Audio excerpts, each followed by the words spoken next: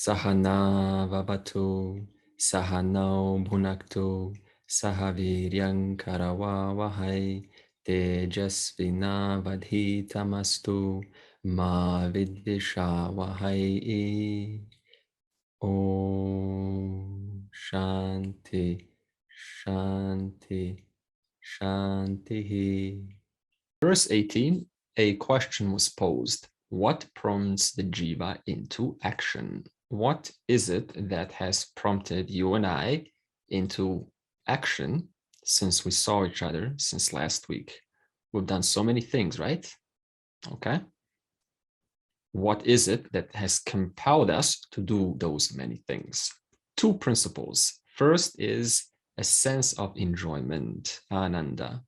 And the second compulsion is a sense of completeness, purnatvam. Ananda and purnatvam, sense of enjoyment and sense of completeness, is what drives all human behavior when all is said and done. When all of our psychology has analyzed, it is only these two principles. And so, since no action is ever complete, we are only ever wanting to apply another action to get another completion, another action in order to enjoy more. So what Krishna is saying in verse 18 is, since we cannot stop action and every action is by nature limited, what is the only thing that we can do? We can uplift our actions. And therefore, verse 20 to 40 comes. And therefore, Krishna tells us how to uplift our actions. And that is the logic why verse 18 is in between. And Krishna also talks about the three components, which is the subject, the object, and the knowing. I want to tell you a little movie that I just remembered today, and it's called Gods Must Be Crazy. Do you know the movie Gods Must Be Crazy? One of my favorite movies, and Court Jester, two of my favorite movies. So Gods Must Be Crazy is a tribe who's a very peaceful tribe. And one of the fellas, I think it was a tribal leader, is walking in a safari, and then from an airplane drops a Coca-Cola bottle onto the desert. And he picks up this Coca-Cola bottle, and it's the strangest object ever. He thinks, whoa, the gods must have delivered this object for us for some reason. We must be very blessed. So he goes back with the Coca-Cola bottle into his tribe. And everyone's kind of looking around and talking about it and wondering why the gods have offered such a great gift to us.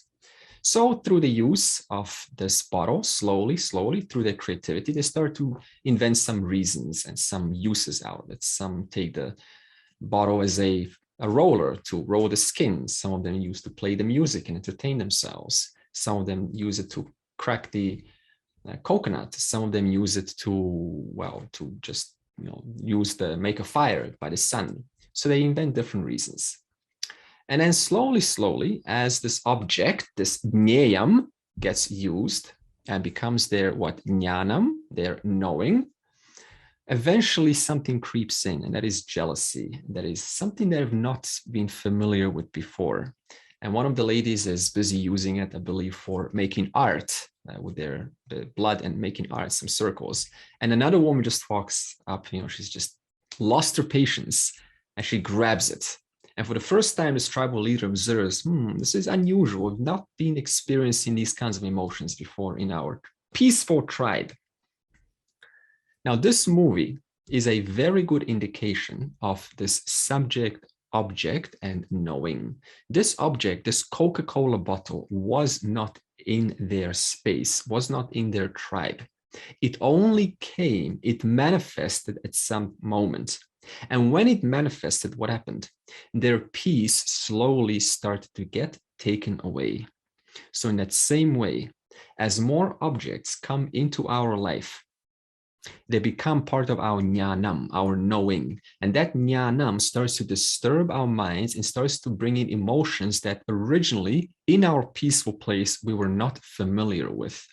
And therefore, what Krishna is showing is how, even though we cannot stop actions and we cannot stop manifestations of this world because the jivas keep bringing more stuff into the field, but what you can do is you can keep a secure, safe clean space, and therefore not affect these three components, the subject, the object, and the knowing, in such a way as to cause a disempowerment in life, to cause a dysfunction, to cause to remove one's peace, which is why Krishna is bringing forth the following verses of 20 to 40. He says, okay, so you have these three components. You are blessed with these three components, but let's now feed these three components with the right jnanam, with the right jnanam or jnanam, whichever it is, because once it's an object, it becomes an object of knowledge, jnanam, and therefore you can live a peaceful life.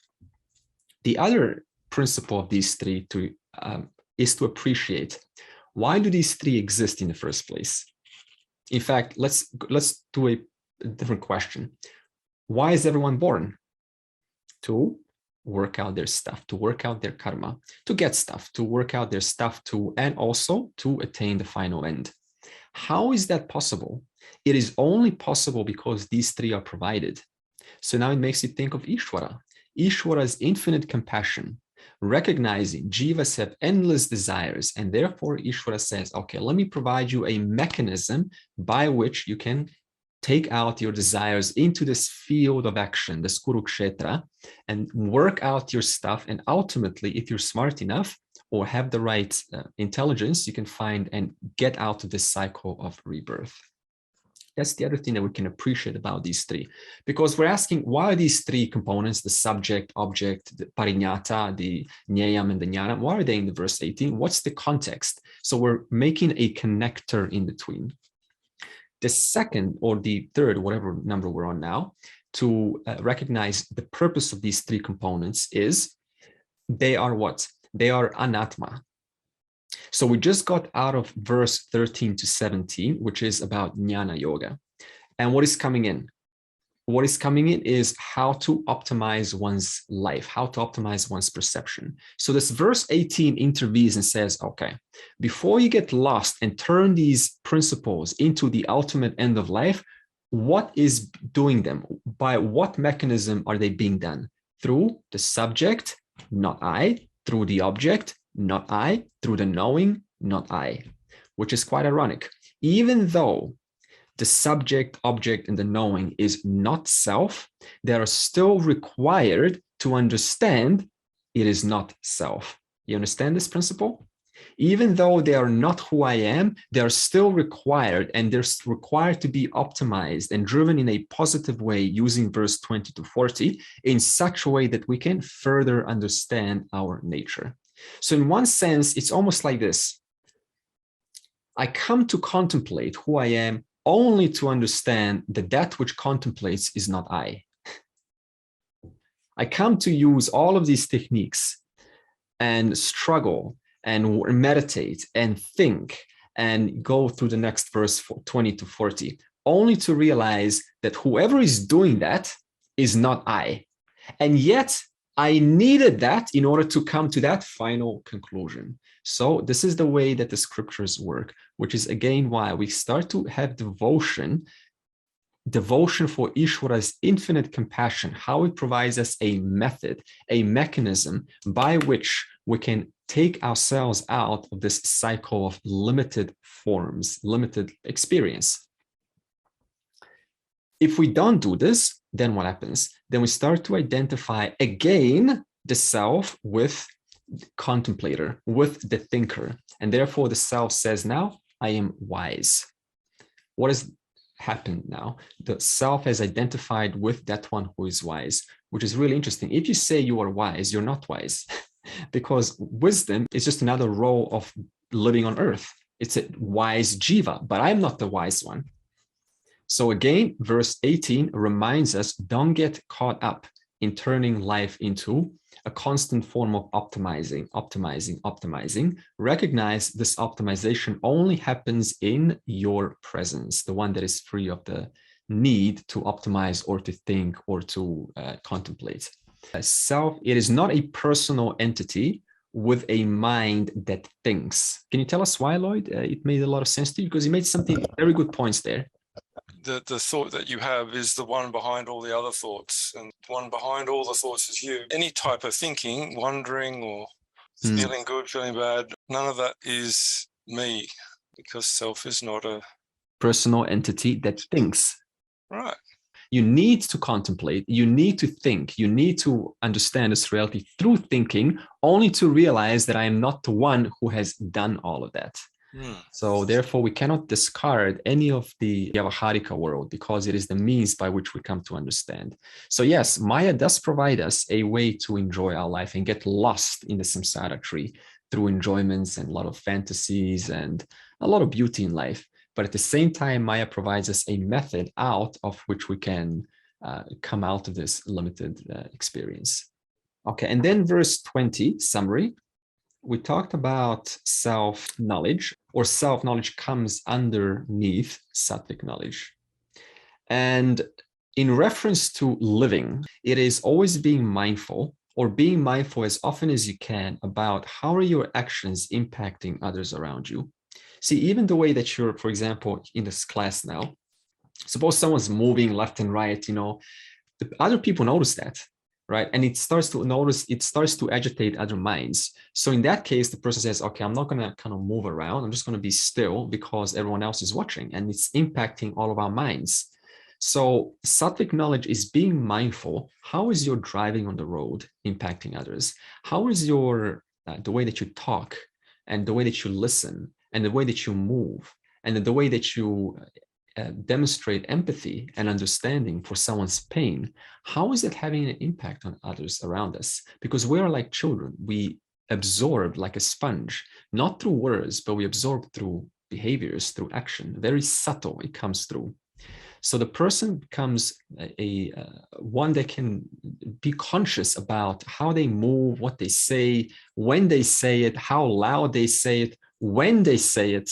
Can someone give us an example what this kind of sattvic knowledge may entail in terms of being mindful? There just seems to be a sense that a separation, like you can watch yourself thinking. It's like you see it, but you also have an understanding that it's over there, sort of. Right. So objectifying it, you mean? Yeah. Maybe also thinking about how many people are positively impacted by my action. So if many people have a positive impact, yeah, exactly, it's a action. So how many people are positively impacted by Felix's and our actions? Indeed. So, and then we have this bigger picture in mind. We say, well, if I do something well, it's going to inspire, it's going to give permission to others to follow suit. Because sometimes we need permission, don't we? We ask, we're waiting for someone else to demonstrate it, and only then we get permission to go forward. So therefore, you become conscious of your actions and put the best that you can. And through that, you start to indirectly give permission for others to follow suit. I've been doing this for quite many years. I'm very mindful of what I'm going to say or what I'm going to do. If I don't like it, I would not do it. I would not say it to the person. I always put myself in that position of the other person. Because sometimes a conversation comes out quite cynical. Like you get that conversation, then you give it back to them. And so I actually try to be mindful that even though that's cynical, I do not give back the same thing because I didn't like it. So this is very good. That's helped me a lot actually with how I converse with people. Yeah. Another example is if someone says something that is inappropriate to you, there's a tendency to snap back, but it's much wiser to not say anything. Right? Because then maybe later on we'll regret it. There is a time to say something, but there's also time to hold back. We just say, okay, it's your stuff. You said it, that's how you perceive it. And by responding back, then we start to make it our problem indirectly. And therefore we start to feel the pangs of that pain. And it stays with us for a couple of hours, the whole day. And then you say, oh, wait a minute, I've got all of this work behind me, Vedanta, class after class, year after year, and I fell for it again. That trap, I fell for it again. So the safe way is to just wait, pause. And then if I have something creative to say, as Rani says, will what I'm about to say open them up to a different perception, or will just kind of close them down? So this is what's called being factual, as Lloyd was saying, being objective. It's over there. Let's deal with the facts. The moment we bring it into ourselves, we take it personally, and then we snap back with an emotional line. Okay, can you hear me? Yes, I can. It was very intriguing what you say because of how to react, Actually, the difference between reacting and responding. What's quite. I'm busy with this for years, and it has to do a lot with self-inquiry. Always looking back at myself. So I know the snapping back, and often I'm too late and say, hey, why did I do this? But even if after 5 minutes I realize this, then I've learned something, And it's also, it is not always bad to snap back, but it depends on the person, Some people have the highest esteem. I'm the meanest person, With weak people, I'm more easy, because you can't. With you, I could be very mean. I think, when I never talk to you, because I respect you. But many people don't understand that. But still, I have to look at myself all the time. From, hey, why am I doing this? And this is the whole basic thing for me for Vedanta. Always going back, why am I doing this? And of course, in the light of the theory that Vedanta had given me, I'm so grateful to that. That really was my way out, Okay, sorry for taking so much time. Good. So in the light of Vedanta, in the light of that knowledge, why did I still have this need to react despite having discussed this in class, how we will regret it and how we will not feel good about ourselves? Why was there still a need to snap back? And this is a very valid question, as Diederik is saying, in terms of self-inquiry. Just asking that question makes you come to that source. And yes, and one thing on top of that, not condemning my reaction. Because if I condemn my reaction, I'm wrong again. I have to be allowing myself to be wrong. And that's the way I see I grow.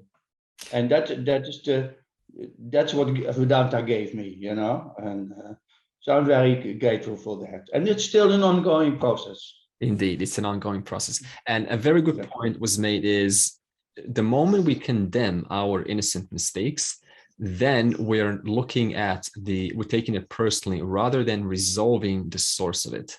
So instead of condemning it, accept it. It has happened.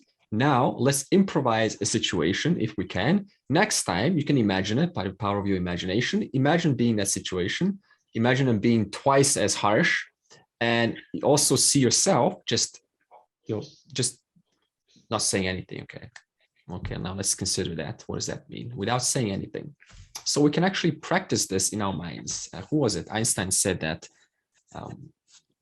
imagination is more powerful than knowledge. So even if we acquire the knowledge in the class, then our imagination, by the help of this knowledge that we have acquired, we can put ourselves in real life through in our minds. And I use this, the sports people use this, and hopefully you also use this, because it's very hard to be out there and sort of just wait for it to come. So just take a moment to imagine it coming, and then see yourself not reacting. And this is a wonderful way to prepare yourself before it does come.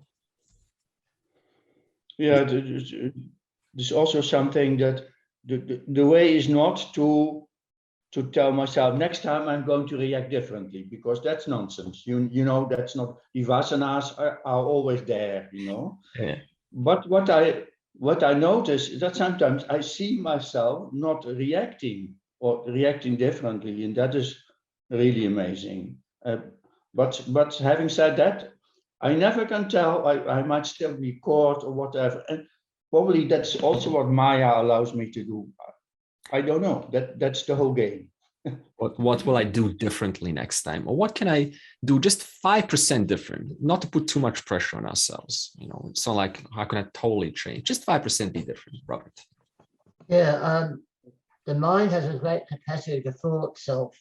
So if we're trying to use the mind, once we're emotionally involved, it's too late because our intellect starts to diminish. If you take notice of your physiology, things like I've become hot on the collar, or you might have a clenching in the pit of your stomach. As soon as you notice a physical reaction, you know there's emotional engagement. And that's a sign to beware. Be careful.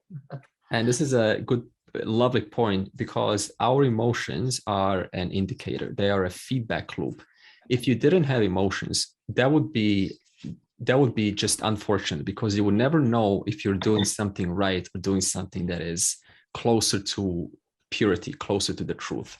So look at your emotions as just purely clean indicators of Ishvara's order that tells us how are we doing? How are we going through this process? Okay, so that's what emotions are, and intellect guides it. So once the emotion shows something through physiology, as Robert is saying, then the intellect takes the Vedantic knowledge and says, well, what can I now do different? Just a little bit different. Therefore, intellect works with our emotional feedbacks. Our emotional feedbacks in terms of how we felt at the time of that reaction, the time of that bite, when someone bites you through their word or through their action.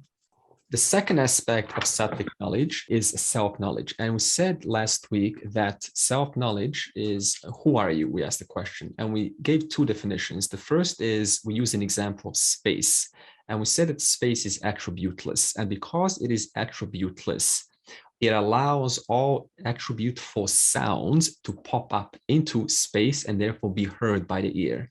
If space had an attribute of sound of some sort, then not only could you not hear that sound that space is exhibiting, but also that space, that sound in space would cover up all of the other sounds, and therefore we would have a hard time discerning, is that the sound of space? Is that the sound of this particular bell or chant or something?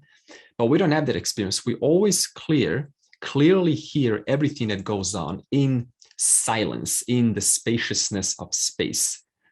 Silence is there.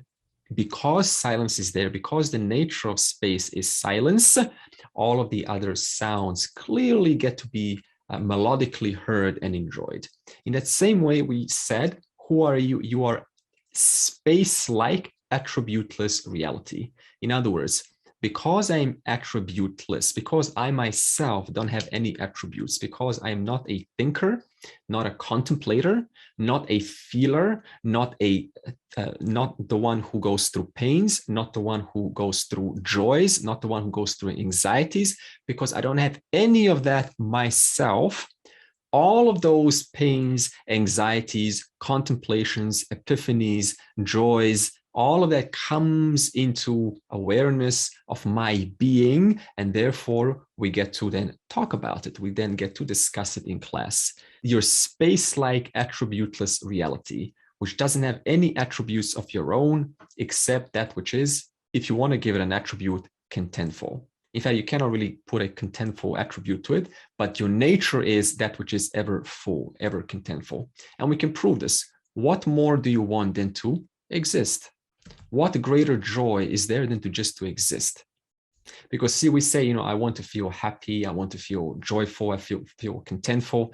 But what is there to say about all of that if you and I don't exist in the first place? Then who is there to experience all of those attributes popping into awareness, popping into the field of existence, as we discussed, whose nature is self-conscious? And that field of existence, which is self-conscious, we said that is your true nature.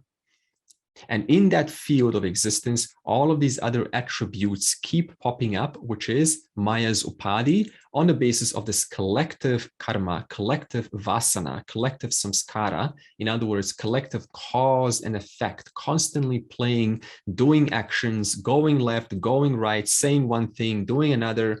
You just look at history. How many stages of life are we going through in history? 1500s, 1600s, 1700s, 1900s, 2000s. Every stage of history is completely different. Year 0, year 100, year 200, year 300. How many things have happened throughout history? And yet existence just continues being, continues being, continues being. Existence continues providing this field of existence, which makes all of these characters that pop up in history self-conscious about their particular notions, about their particular beliefs. And because everyone is self-conscious, two people come together and says, no, I'm right. No, no, you're wrong. Or I'm right. Okay, let me take a sword and whoosh, off the head. And then the other person runs off and gets some friends. And then this person runs off with the horses. And then, they build a temple, and then we bring a catapult, and then we try to break in, and then we go to the mistresses. And then, the 500 years later, we develop the cannon. Finally, the gunpowder has come. Okay, now we got the advantage. And then we're going to go and hammer those people over there. We're going to conquer them. And then they say, oh no, we're surrender. But then the ships come over, and then they start to throw their, cannons, and then drama. But every single person from beginning to end enjoys one's existence and enjoys one's own self-consciousness. And what is ignorance? It is attributing all reality onto the attributes that happen all day, all year, all throughout the ages of history, forgetting that which is most obvious to all people. No one gives reality to that. And therefore, this is why this drama goes on for such a long time, missing the obvious. Who are you? You are that which is completely attributeless. Not one single attribute do you own, neither purity nor impurity. These are all concepts of the world that the world created to point to that which you are. For example, purity is much closer to that which you are than impurity. Compassion is much closer to that which you are than hatred. Love is much closer to that which you are than a sense of division. So all of these words like compassion, love, empathy, embracing, forgiveness, these words are close manifestations of that divine one being, which if it could exhibit these attributes, they would be something like love, something like compassion, something like empathy. So this is what we call dharma. All of these attributes like love and compassion and forgiveness and accommodation, these are all qualities of that one Ishvara, that one being, manifesting in this world, which we then call dharma. And therefore, what is dharma? Dharma is those qualities which are essentially pure, the closest of the closest qualities to that formless reality. Because we cannot attribute any attribute onto the formless. But if the formless were to have a form, what would that form be? What would the song of that form be? In fact, what is the name of the Bhagavad Gita? The song of the Lord. What would that song exhibit? It would exhibit compassion, accommodation, forgiveness, love, embrace, oneness, union. And therefore, these qualities is then what Krishna talks about in verse 20 to 40, to bring us closer, metaphorically closer to that which we are, to bring that form closer to the formless. Even though there are two different orders of reality, compassion has nothing to do with the formless, because compassion is still, it's an intelligence, it's a beautiful intelligence, but you cannot attribute compassion onto the formless. It is limitless. But by developing compassion, developing love, developing forgiveness, you align this mind closer to that which is already true now. Therefore, the person starts to deepen themselves into what they already are. Deepen that self-knowledge, which we have discussed in verse 13 to 17.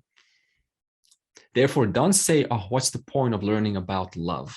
What's the point of learning about compassion? I am not that.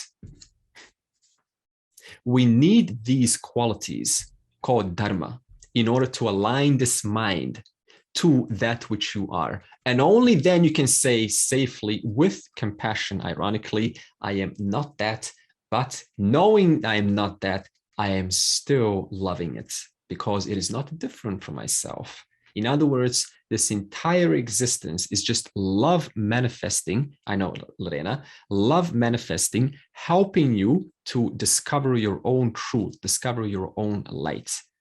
When I'm helping someone in my job, I always think helping someone else is no different to helping myself, to seeing the divinity in that being. It's like helping yourself. You're helping, I always keep that in mind. This is a brilliant point. When we think of gratitude, by the way, how do we often think of gratitude? It's called tamasic gratitude. Okay, I'm grateful because I'm in such a more better privileged position than those who are not. How do you think of gratitude? First, you say, there's several methods to be grateful.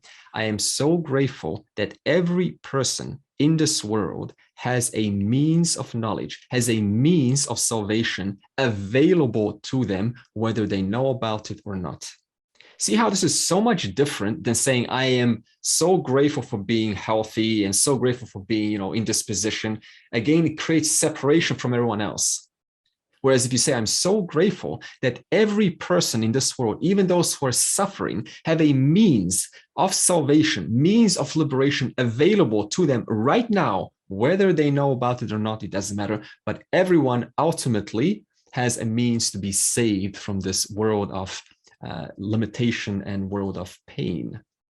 Second way to be grateful, as Lorena just pointed out, I am so grateful that I have the chance to help all people in this world, because by helping them, I discover how much I really have in myself. You never know how much you really have until you give out. And then when you give out, you give feedback, you get feedback. And through that feedback, you optimize, improve what you already have within you. And therefore you can give out even more, even better, even cleaner. So I am grateful that everyone has a means of knowledge, means of salvation available to them.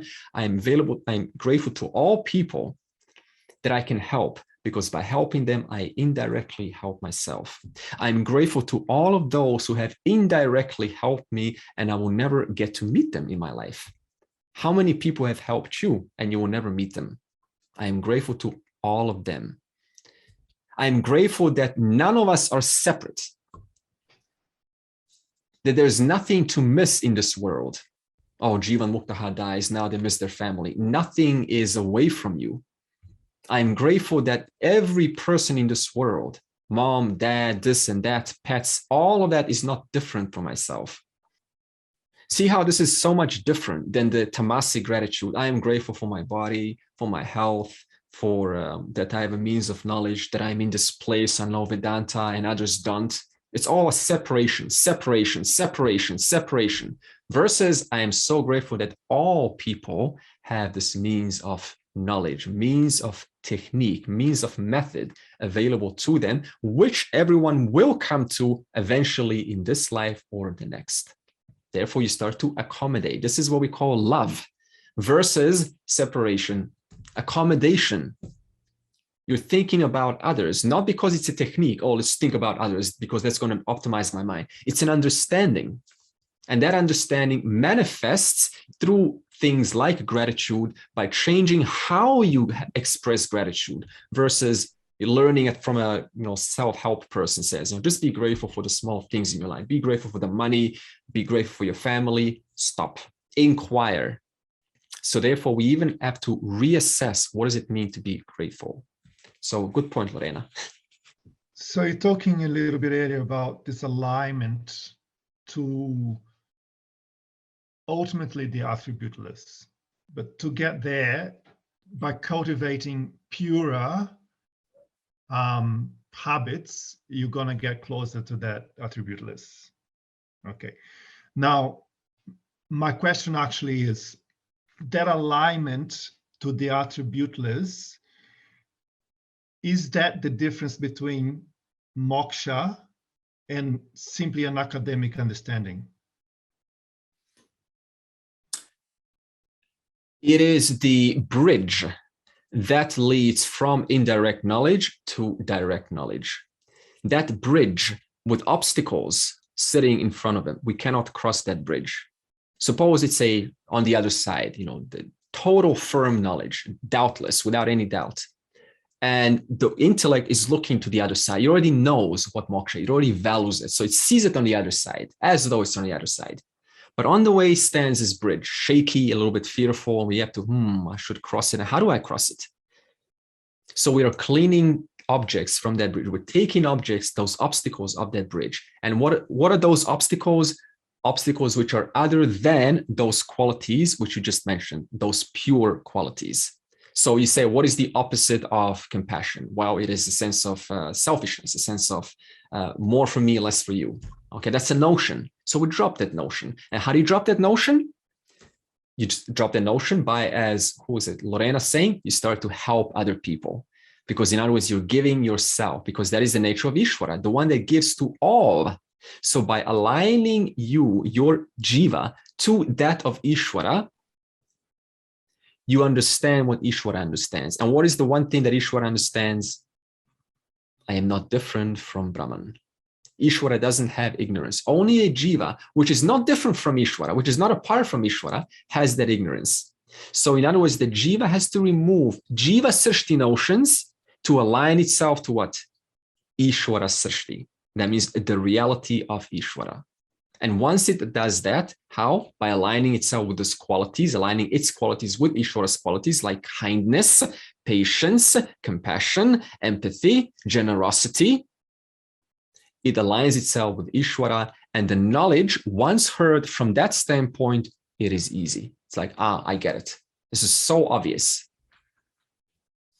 Okay, so the only principle that makes us say, I'm not quite getting this important. It sounds good, but I'm not quite grasping it. My question is, what is that obstacle that makes you say that? It is those notions which are still yet to be slightly aligned to Ishvara Srishti. And so Krishna in verse 20 to 40 talks about those notions. What is it that we need to align? Fortitude, actions, the way that we, our buddhi, and so on. Okay.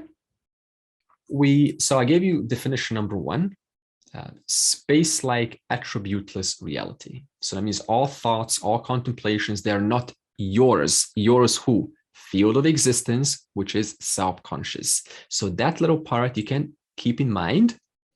So next time we start to get entangled in our thoughts, in our emotional problems, fine, address it, but at least once in a while say, hey, this is a thought, this is strange, it's coming in time, it is not myself.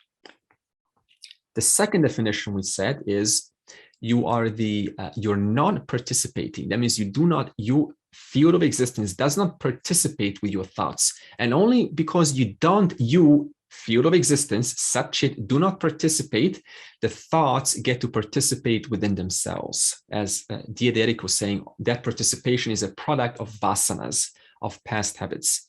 You're non-interfering. Your witness nature, your sakshi nature does not interfere with what arises within the scope of your being. You're simply the witness that stands without any interference of the thoughts, without any participation of the thoughts. That whole participation, interference, that is a product of Maya. As we said, that's going to happen and continues happening for all eternity. There's no stopping to it. And you're the non-verbalized principle. You cannot verbalize yourself and say, I am Brahman. Even to say Brahman is just a bunch of words. But in the presence of you, the non-verbalized, N is heard, and the understanding takes place, which belongs to the mind, but who's watching that entire process? Or because of what is that entire process known? Because of the non-interfering, non-participating, non-verbalized principle of knowledge. When I say principle of knowledge, what am I talking about? In the presence of self, knowledge takes place. Knowledge of what? Knowledge of Maya's Anatma, knowledge of changes, knowledge of the mind, knowledge of the thoughts, knowledge of the emotions, knowledge of discussions, knowledge of time, knowledge of contemplations, knowledge of epiphanies, knowledge of intuitions, knowledge of samadhis, knowledge of nirvikalpas, knowledge of sublime realities that people like to sometimes talk about, knowledge of kundalini raisings. In the principle of that one, knowledge of Anatma takes place.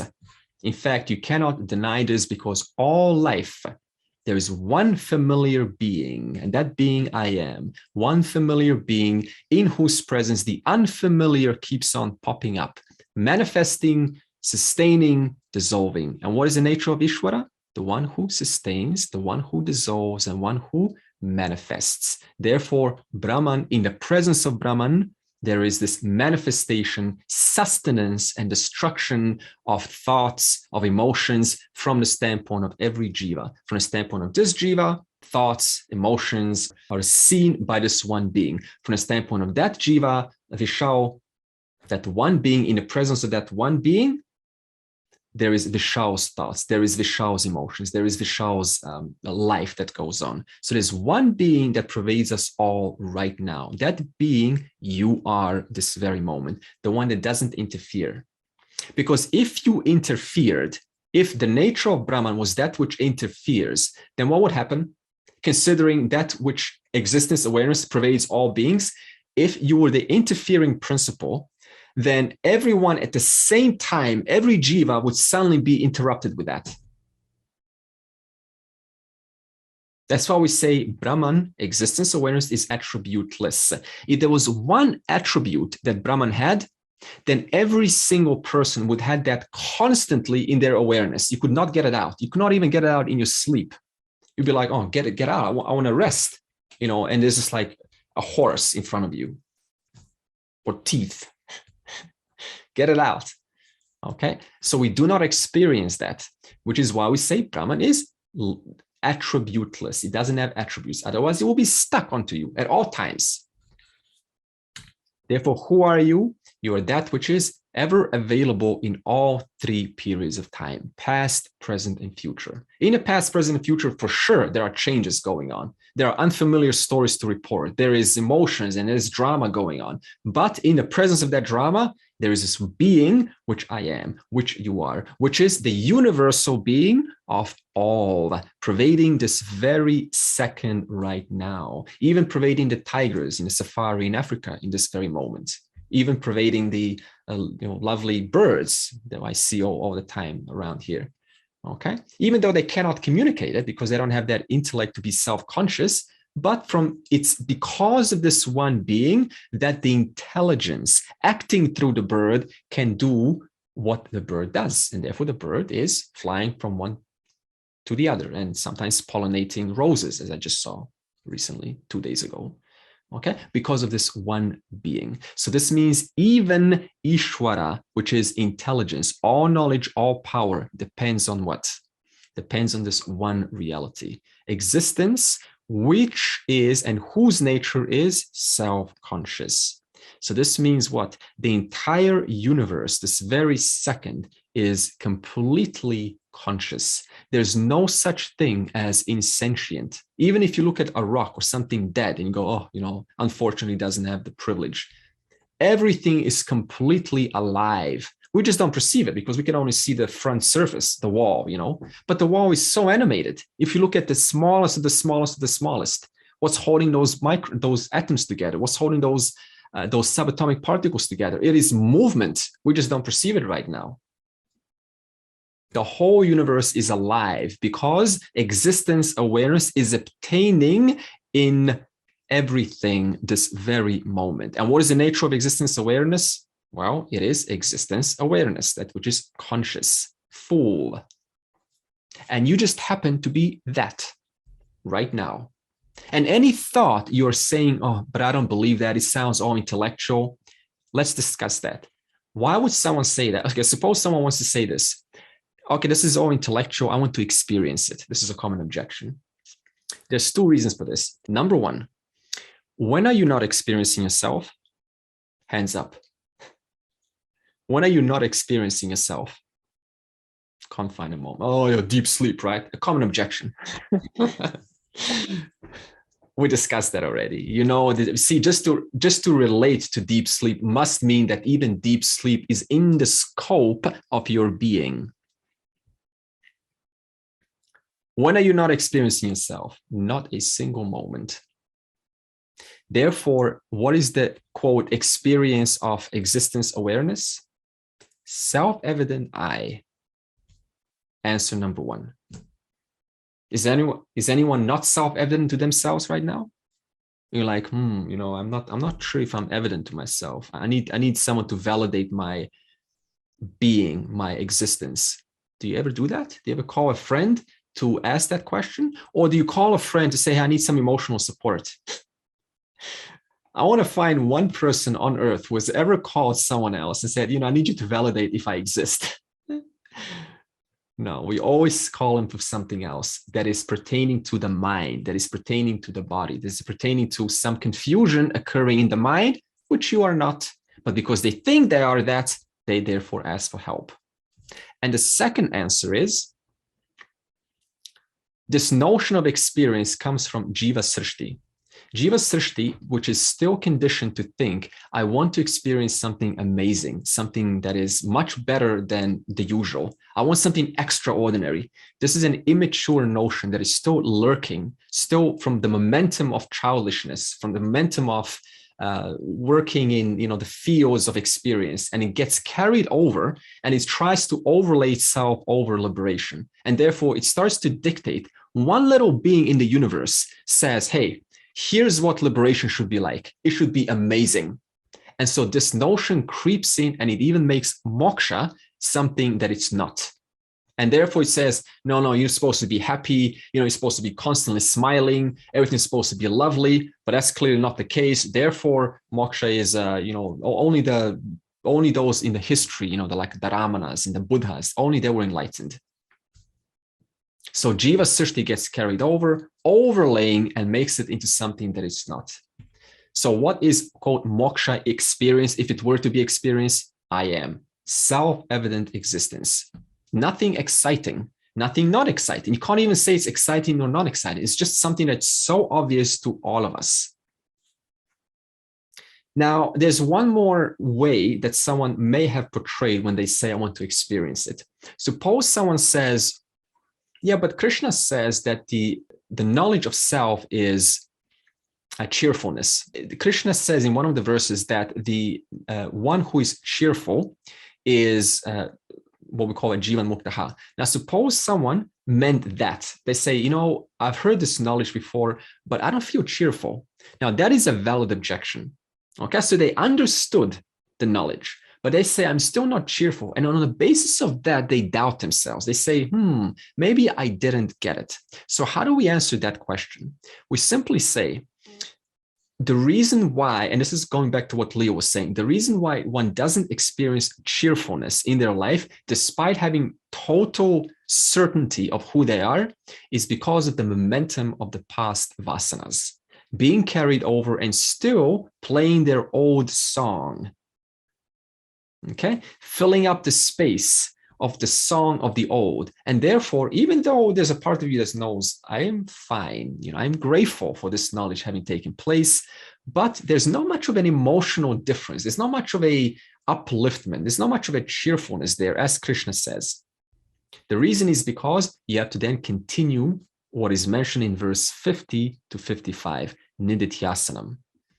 And that is continuity of removing the old notions. As Diederik was saying, this is a constant effort, a constant work.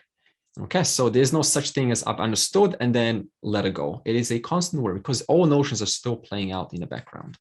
So these two are possible objections on saying, why is it that I'm not experiencing the self, or why is I'm not experiencing cheerfulness, having ascertained the knowledge? Is that clear?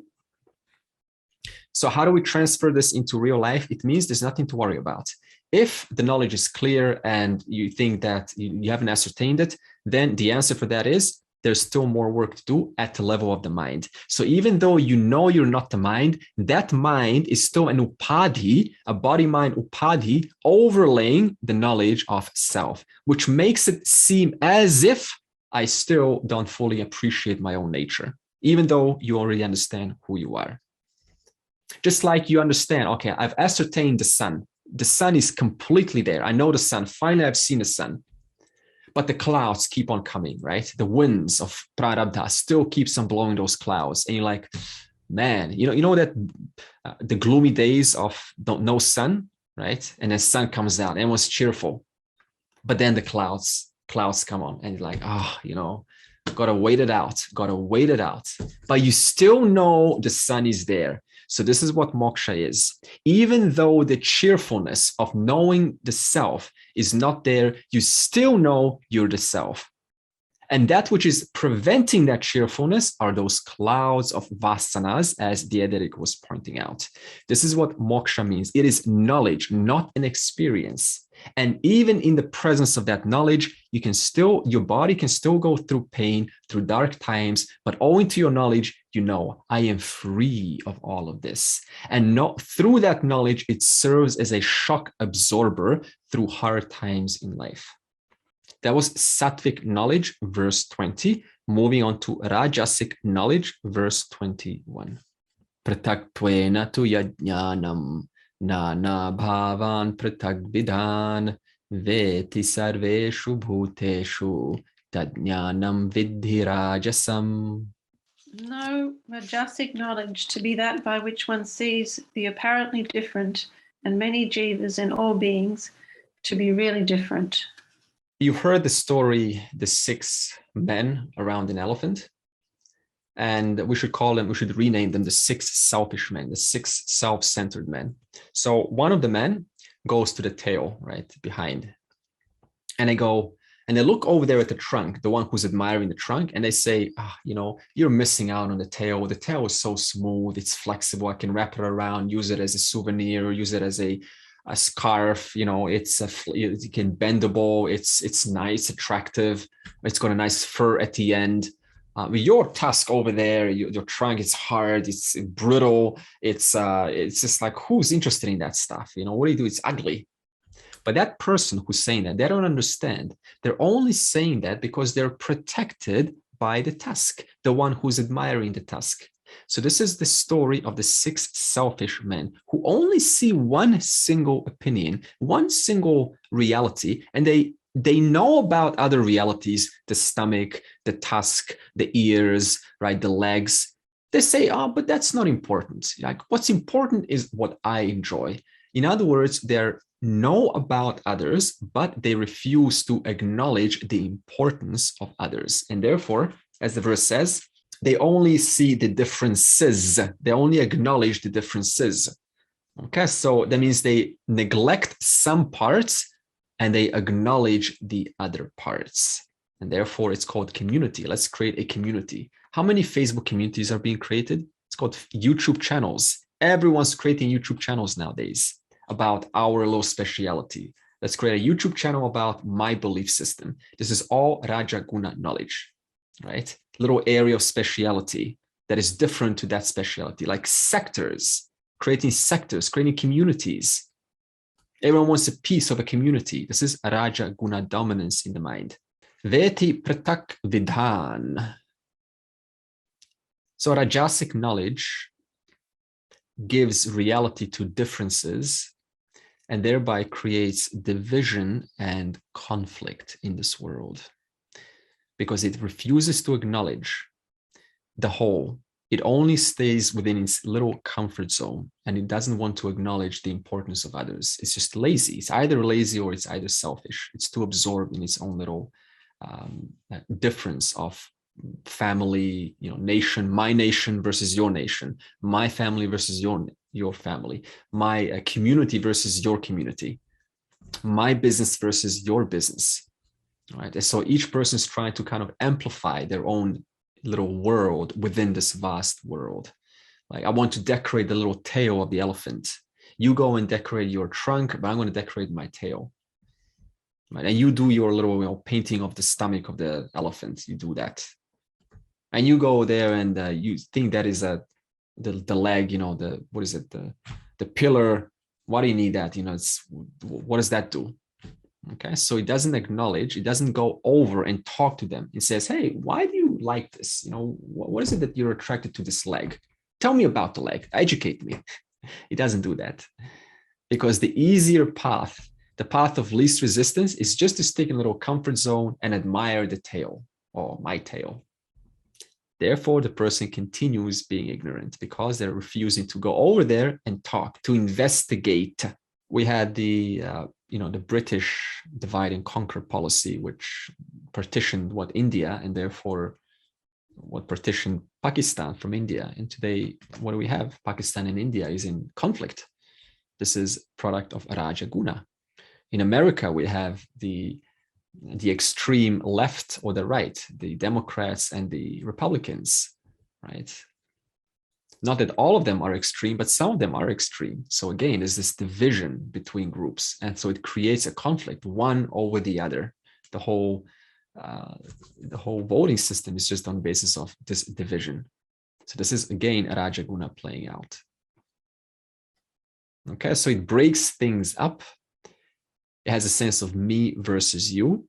So whenever you're thinking like that, me versus you, neighbor versus me, others versus the Buddhists versus the Advaitins versus the Advaitins, the Muslims versus the Christians, whenever one thinks like that, that is a product of Rajasic knowledge. Krishna says, stop, because you're reinforcing that which reinforces separation. You're not removing those obstacles from the bridge, as I explained to Leo. Some examples.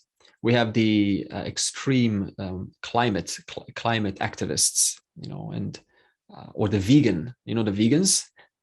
Anything that is not, anyone who's not vegan is just terrible human being. Vegan, only vegans.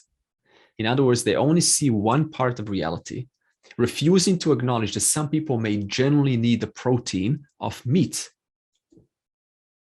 I don't care, it's vegan is all there is to it. So this is again Rajaguna, extremists. Becoming a doctor and thinking that's the ultimate end, or becoming anything, a career. Today, career is more important than anything. Always a title, PhD, doctor, can't go without a title nowadays. And then turns that into the ultimate end of life. Forgets the real purpose of life. Says, no, what's this scriptures? We don't need this. This is for the intellectuals. Why? Who needs the trunk? Same thing. Division, partitioning. Appearing good is more important than actually being good. Big thing today. To clean the park, clean the forest, pick up something in the public, just to appear good. Hey, I'm a good person. But only motivated because other people are watching. The real question is, would the person do that if no one was watching? That's the real test. Okay? Appearing good versus being good. No connection whatsoever. You've got an example you can share. Appearing good. I'm sure it happens in the politics, we care about the people. Maintaining job security and being passionate at your job, which is fine, it's okay. But then neglecting the needs of the partner. This is compartmentalizing. Okay, putting things into boxes. Again, this is me versus the partner. Indirect. Right? So puts priority over one and neglects priority over the other. Rajaguna knowledge is dominating in that moment. On the outside, they say we're all one. Oh, okay, and this is an advanced person speaking. We're all one. But inside, still division, silent division. I can hardly wait till I end this conversation. I'll never talk to you again. But we're all one on the outside. This is Rajaguna speaking. Nana bhavan prataktwena ... and continues to see jivas differently in reference to the mind. In other words, the Rajasic person sees jivas as how? Not the body, but as a mind. We're all different minds. So this means that when we die, we continue. And this is great. We're all eternal. I am not afraid of death. But you investigate, why are you not afraid of death? Because I continue. I, the mind, continue. So this means next time someone asks you, or you say, I'm not afraid of death, investigate. Inquire even that statement. Because as Robert said, what did he say? The mind is good at deceiving itself, I think, right? It makes these statements, they sound very smart, but it is association to something, to one of those 5 koshas, to one of those 5 layers there. Okay, so they're not afraid of death, but they are afraid of being reborn in a bad environment. So you can little test there. Yes, Nicholas. Yeah, while we're talking about this, and it's sort of this idea of like being inclusive in our spirituality that you mentioned once, like bringing more others into our spirituality, and kind of like what Lorena was talking about earlier. I'm hearing this idea of sort of expanding the boundaries of myself or the concept of what myself is. Like maybe in a very tamasic way, the self is this individual jiva, just me. Even in Rajasic, like there's division. Okay, maybe it's not just me, it's me and my community, right? Me and my group, whatever I identify with. But it sounds like there's even levels to Rajasic. Like there's even, maybe that's high Rajasic, but maybe there's even something above, which includes non-human beings into my spirituality as well. Like even if I'm including all humans, that's still not sattvic. It's high Rajasic because I'm leaving out animals, I'm leaving out rocks and trees, et cetera, et cetera. You get what I mean? Like there's this Absolutely sort of underlying animism here that allows us to get to an even more sattvic. Like the all is not humans, right? That's just a small subset. So they perceive everyone as a distinct mind with different opinions, with different beliefs, with different ideas, with different notions. And on the basis of that difference of the mind, they build new communities, which, as I said earlier, the YouTube channel gets started, and then they grow into popularity and it start to attract those who are attracted to those particular opinions, to those particular belief systems. So this is what we have today mostly. When we talk communities today, it is what? It is just an idea, one single idea that people relate with. And because our population is so big today, you will always find communities with a lot of people there. Okay, verse 22, this is tamasic knowledge. Yattu kritsnavad ekasmin karye saktam ahaitukam atatvartavad alpamcha tattamasamudahritam. Tamasic knowledge is said to be that which is attracted to the individual body as though it is the whole, which is unreasonable, untruthful, and petty. Okay, so I have, whereas that knowledge by which one is committed to one object, as though it is everything, which is illogical, without truth, and very limited, that knowledge is called tamasa. That's Dayananda. Yeah, so I got it from Dayananda. Yattu saktam ekasmin karye kritsnavat. So tamasic knowledge is committed to one object as though it is everything. So in other words, this kind of vision makes the person, this kind of knowledge, which causes one's vision to see the one part as the whole. In other words, the means, for example, becomes the goal. The means becomes the end. The one single object becomes the ultimate end. So here we're talking about 6 ignorant men of the elephant. Okay, previously we got 6 selfish men, but here 6 ignorant men. These men are also around the elephant. They're also looking at each part, but they do not know about other parts at all. They cannot see them. In fact, their perception is causing to see even the tusk as the tail, even the ears as the tail. One selfish, another totally ignorant, innocently ignorant about other realities, about other possibilities. And the tamasic person only believes, owing to their knowledge, in the body. Therefore, they only pay attention to that which is perceived. By what? By the sense organs. If it's imperceptible, it doesn't exist, which means tamasic knowledge makes the person even reject inference, the basic of the basic means of assessing something. For example, suppose a blind person tries to prove or disprove color or shape or form. Is that possible? A blind person can't. They can't prove nor disprove because they don't have the eyes. They don't have perception of the eyes. And yet they're trying to do it. That's a tamasic person. In the same way, the Vedas is 6th, as though 6th organ of perception. And then in this case, the person with their 5 organs of perception the tamasic person tries to prove or disprove the Vedas. Utter failure. They can't do it because the Vedas need to have Shraddha in the Vedas. If I try to say, show me, what are they showing? What is this Brahman? I cannot see it. No way. So if I cannot perceive it, it doesn't exist. Therefore, they do not accept things like karma? Where's prarabdha karma? Where's dharma? Where's punya papa? Where's past life? Where's the different lokas? I can't see it. Where? All I can see is this loka, the world. All I can see is my little world here. Therefore, they reject punya papa, reject dharma, reject 14 different worlds, reject past life, reject future lives. All there is for them is this life alone. That's it, because that's all I can perceive, this life. Now you try to argue with this person, good luck. No way. No matter what argument you posit, it is going to be an utter failure, because you're operating at a higher level and they're operating at a perception level. Robert?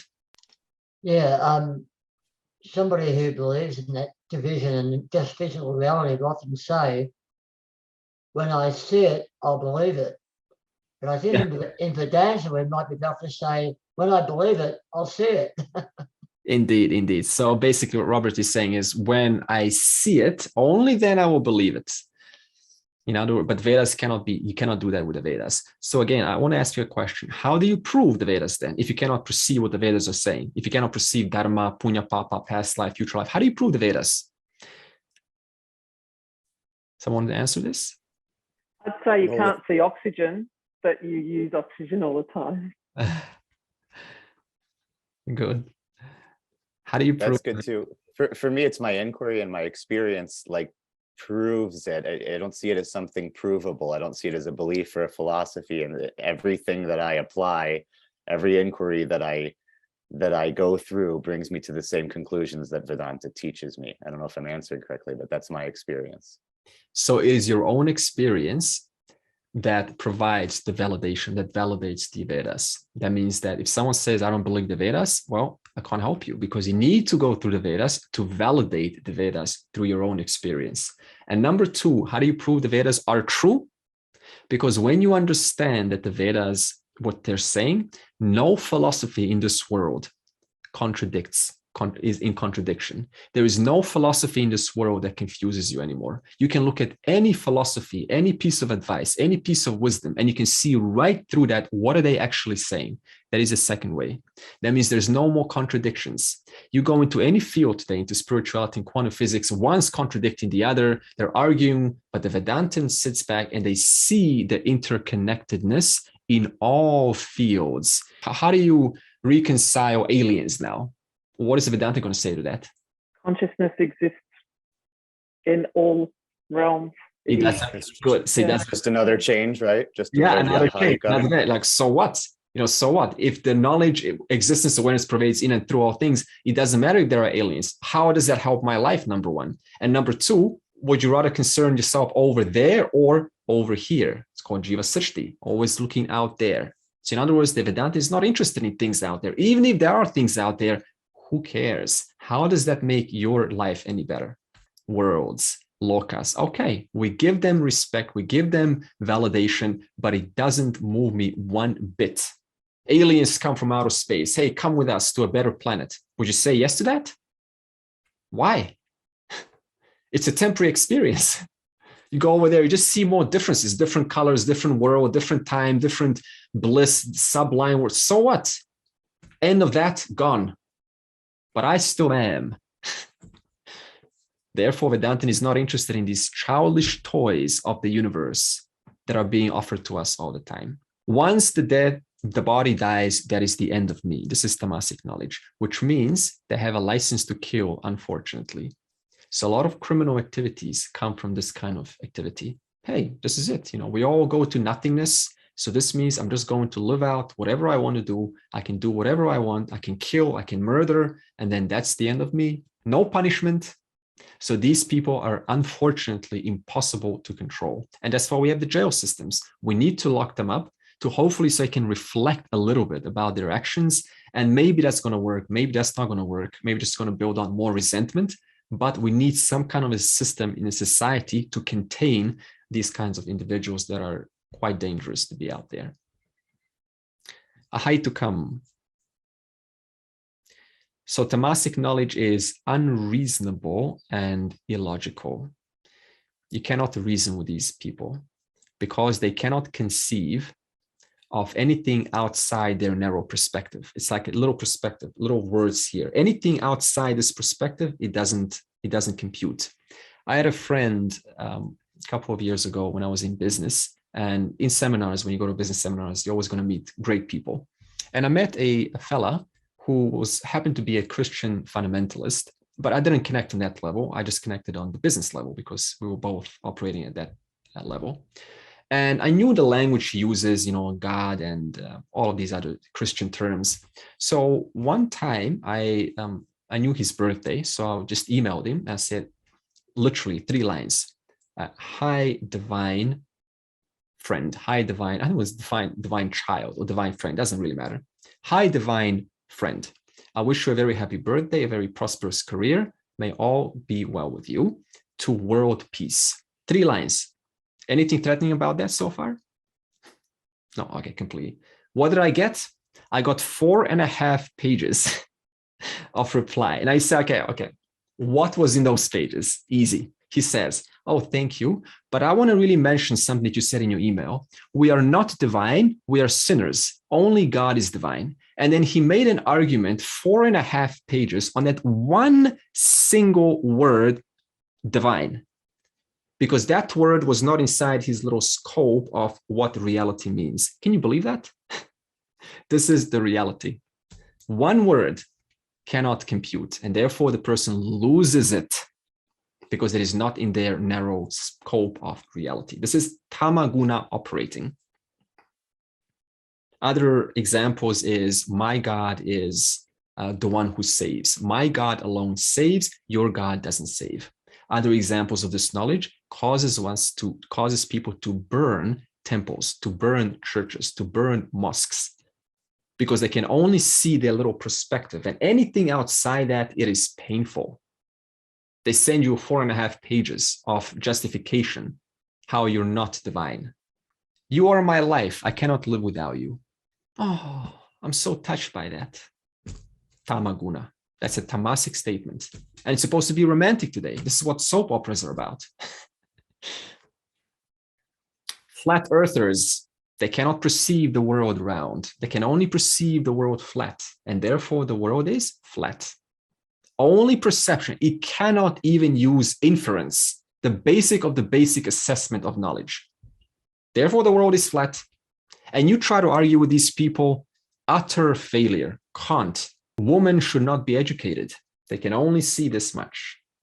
Men are superior to women. Only see this much. This still goes on today, by the way, in cultures even.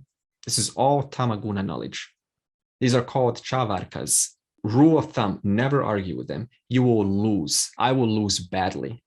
Because a person is ignorantly certain that they are right. They are ignorantly doubtless. They have no doubts.